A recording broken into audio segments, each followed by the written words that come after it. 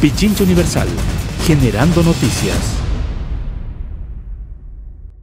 La bienvenida para el doctor Fausto Jarrín, abogado del expresidente Rafael Correa. Aplazamiento de la audiencia en el caso Soborno. Se esperaba la versión de esta asesora Laura Terán, pero se ha diferido para el día domingo. Un total de 134 elementos de convicción fueron señalados de forma particular por la fiscal Diana Salazar para cada uno de los 22 llamados a vinculación en el caso Sobornos 2012-2016, mientras que fueron 15 los elementos generales los que indicó la fiscalía tenían que ver con todos los implicados. Para el expresidente Rafael Correa, el ex vicepresidente Jorge Glass, el exministro Vinicio Alvarado, el exsecretario de Agua, Walter Solís, y el ex asesor de la ministra Duarte, Yamil Masud. Bueno, novedades sobre esto. Pasemos a escucharle directamente. Doctor Jarrín, bienvenido. ¿Cómo estás? Qué gusto estar nuevamente por aquí.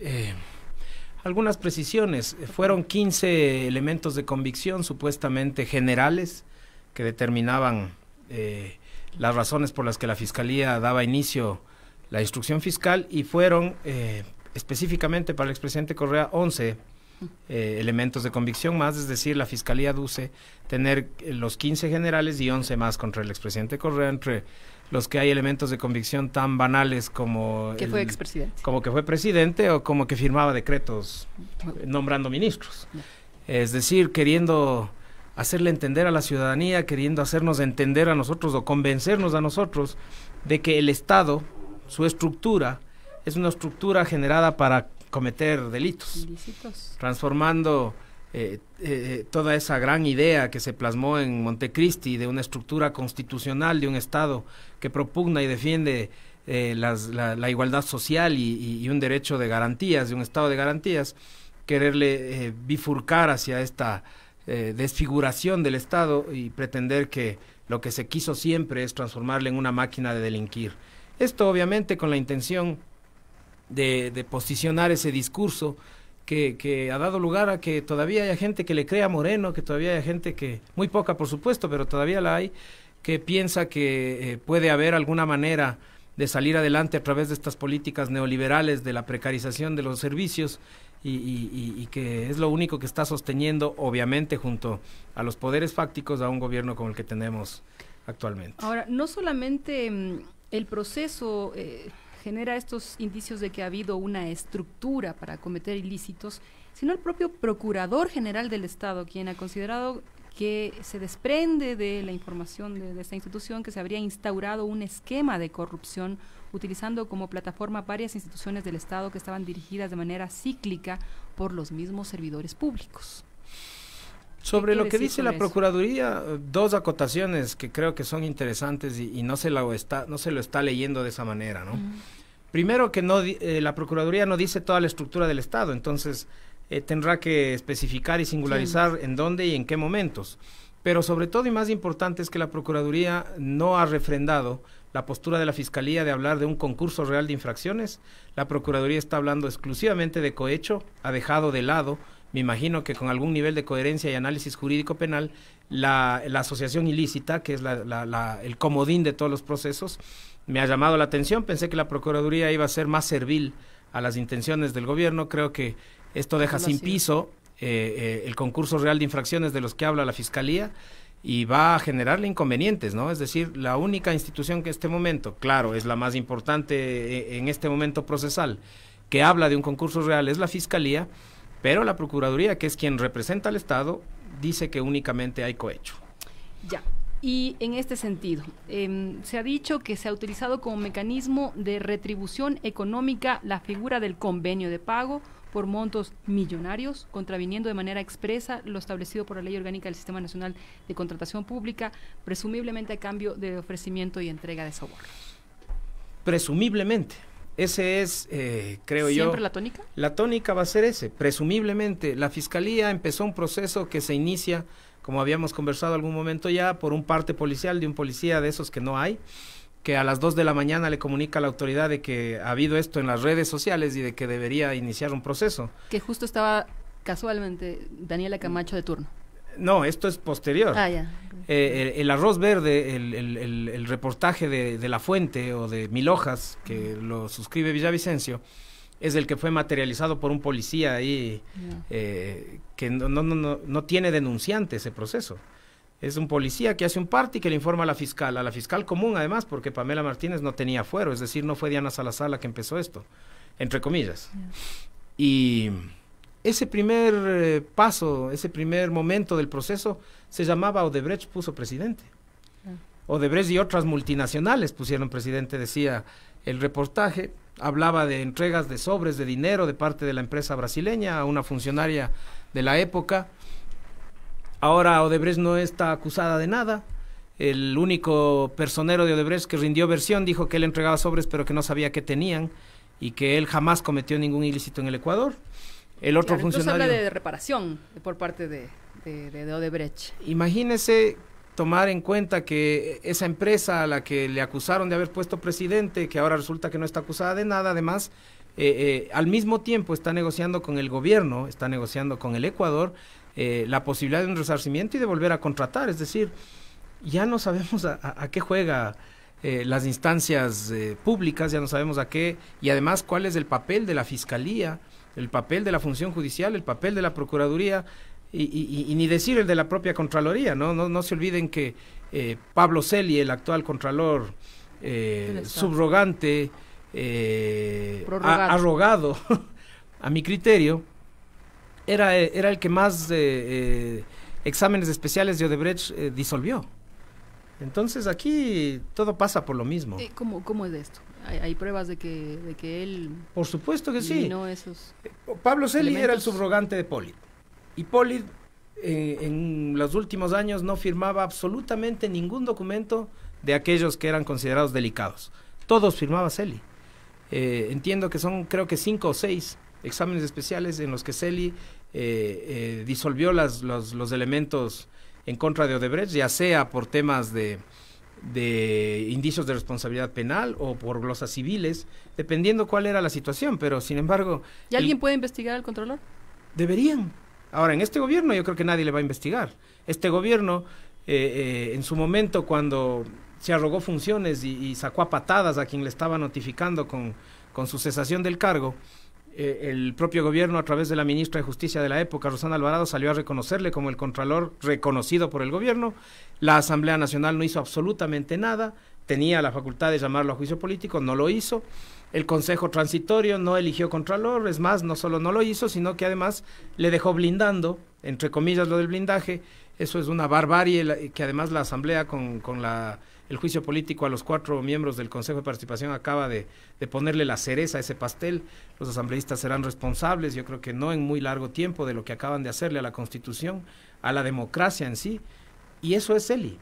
Y Celi es el instrumento a través del cual se ha perseguido y se ha manipulado también todo el es tío esquema de público. un funcionario público que fue encontrado con $250,000 y con una custodia policial que termina, o sea, que no es aclarada hasta el momento. Ni va a ser aclarada.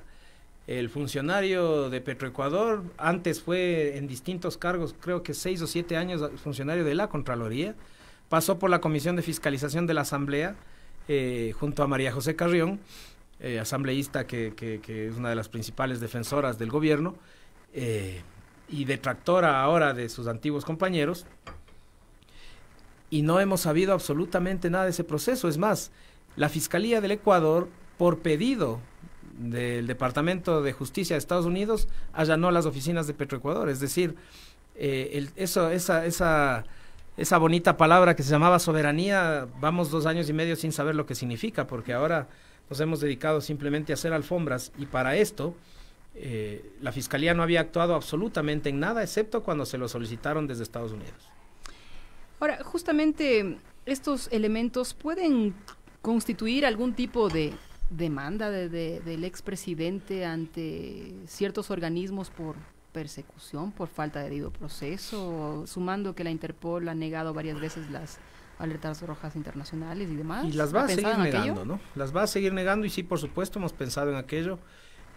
Hay momentos en los que esto se puede realizar. Por ejemplo, la Corte Interamericana de Derechos Humanos, para que un proceso pueda iniciarse allá, uno de los requisitos básicos es que el fuero interno sea cerrado. ya sea por el excesivo transcurso del tiempo en el otorgamiento de la justicia o porque le han negado a una persona todas las opciones judiciales. Entonces ahí uno puede recurrir al exterior. Sin embargo, no es el único.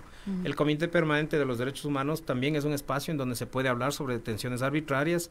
Hay grupos especiales que investigan eso, están haciéndolo respecto de Jorge Glass, lo están haciendo sobre Olavini, y obviamente nosotros, a cargo de la defensa del expresidente Correa, estamos impulsando también procesos ahí, que ya llegará el momento en el que el Estado sea, por ejemplo, conminado a responder y quizá inclusive sancionado u observado. No te olvides que en la ONU se verifica a cada estado los niveles de cumplimiento de los derechos humanos, porque de hecho se supone que eso es una de las cosas que hace la ONU, y los estados van bajando o subiendo su calificación dependiendo cuánto han respetado estos derechos. Tenemos planteado también... Tenía una descendente calificación desde el último reporte que pudimos ver y que exteriorizamos acá. ¿Cómo no? El Ecuador. Ha venido bajando en esa calificación. Tenemos también una especie de denuncia planteada ante el Relator Especial para Independencia de Jueces por las continuas interferencias e intromisiones de los funcionarios del Ejecutivo en los actos de la función judicial. No nos olvidemos, y ahora además cada día esto se pone más, digamos, desagradable, porque como las redes sociales son un espacio en donde todo se sabe, todo se ve, tú te puedes dar cuenta que la Fiscal General del Estado, a través de la cuenta personal que ella se abrió, no solo se queja de lo que hacen los jueces, sino además retuitea a funcionarios del Estado, lo cual de por sí debería dejar mucho que pensar sobre la imparcialidad con la que actúan tanto esos funcionarios públicos como, mucho peor, la Fiscalía General del Estado. Ahora, ¿cuáles serían estos? Porque me llama la atención el asunto de alerta roja de Interpol. ¿Hubo un reciente nuevo llamado a este sentido? No. La jueza, al momento de dictar la orden de prisión preventiva en contra del expresidente Correa, producto del pedido de Fiscalía, que además fue argumentado de la forma más peregrina, las razones de Fiscalía fueron que Correa no rindió la versión y que vive en otro país. Si esas son razones para una prisión preventiva, entonces el sistema interamericano, toda los tomos y tomos y tomos de jurisprudencia sobre derechos humanos y prevención del abuso de la prisión preventiva no sirven de nada en este país. La versión, el expresidente Correa no es que no la quiso rendir, se exigió que la Fiscalía nos notifique como corresponde, mandaron un funcionario a buscar una casa, eso no se hace, peor en otro país, en todo caso aquí. Podría ser aceptado eso hace un año. Cambió su domicilio cuando financiados por conocidos políticos del Ecuador fueron unos pseudo periodistas a fastidiarle su intimidad personal y la de su familia. Se vio forzado a cambiar. Con todo derecho se vio forzado a cambiar de domicilio, además del hecho de que el sitio en el que estaba le resultaba muy pequeño porque él necesitaba un espacio para un estudio, para poder trabajar, porque él está trabajando como consultor internacional desde su casa. Entonces necesitaba algo apenas más grande, no se cambió ni siquiera de ciudad.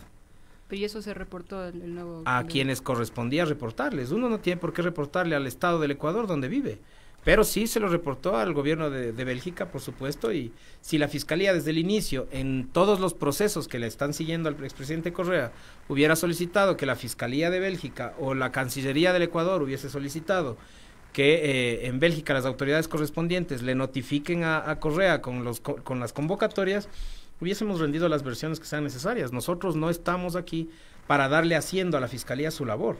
Ellos son los que tienen que procurar que todo se haga conforme a derecho y no somos nosotros quienes vamos a estar buscando, porque además somos quienes estamos siendo perseguidos. Ya, pero esa fue la razón por la cual Por esa razón, la fiscal dice que era meritoria la prisión preventiva y la jueza, como un esquema que digamos que es lo común, porque sabemos que no está aquí, entonces ella dicta la prisión preventiva en el Ecuador, dispone a la policía la ubicación y captura, como a cualquier persona que tiene orden de prisión, y la jueza dice, y además notifíquese a Interpol.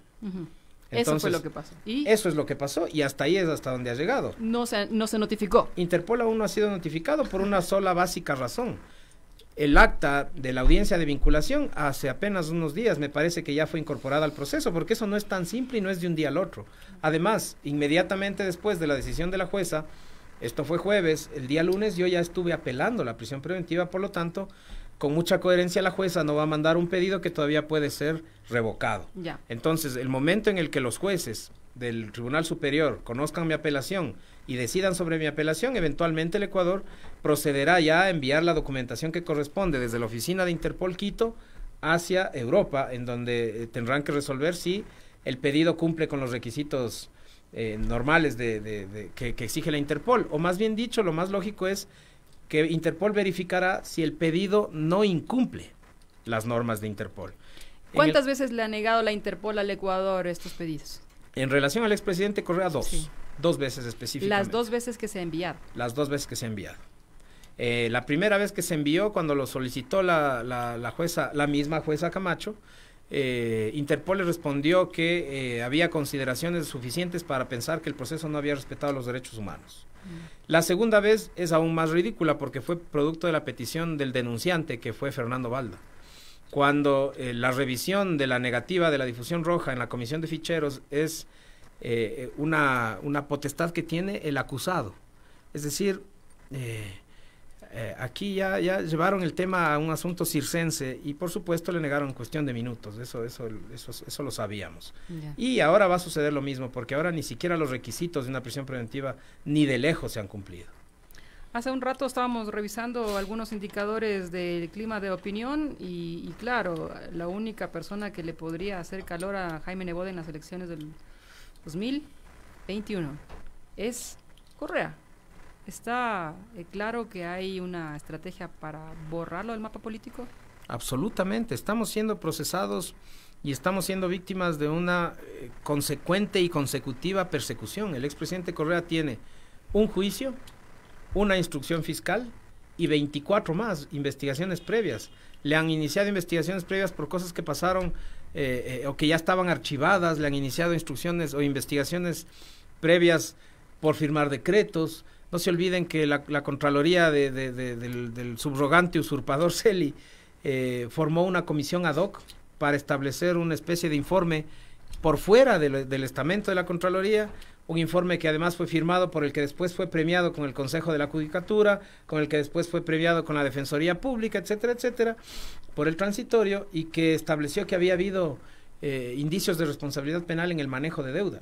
Ahí está guardando el sueño de los justos. Ese proceso sirvió para que en ese momento el presidente Moreno salga a hacer su show de que la mesa no estaba servida, y sin embargo al propio FMI le enviaron otros indicadores y otros insumos. Ese más o menos es la tónica de los procesos contra Correa. Bueno, hay también el tema de que el endeudamiento ahora supera el 60%. De largo. Pero se bajaron ese tope y ya, no pasa nada. Así es como están resultando las cosas en el país, y tenemos una asamblea que no fiscaliza nada que no tenga que ver con exfuncionarios del gobierno de Correa. Bien. Gracias por habernos acompañado, Fausto. Es un placer siempre. Sí, nos cuenta entonces cómo avanzan los temas, porque evidentemente para el país lo importante es que haya apego al debido proceso, que haya respeto a las instituciones, que haya independencia y demás.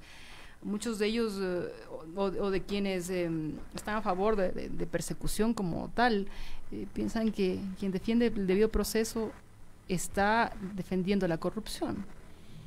Nada más equivocado. Muchos de ellos se cansaron de utilizar los micrófonos para acusar al gobierno del expresidente Correa de autoritario, y ahora son los primeros que festejan y celebran cuando suceden cosas que están contra el orden del derecho. ¿Se persigue ahora personas o delitos? Se persigue personas.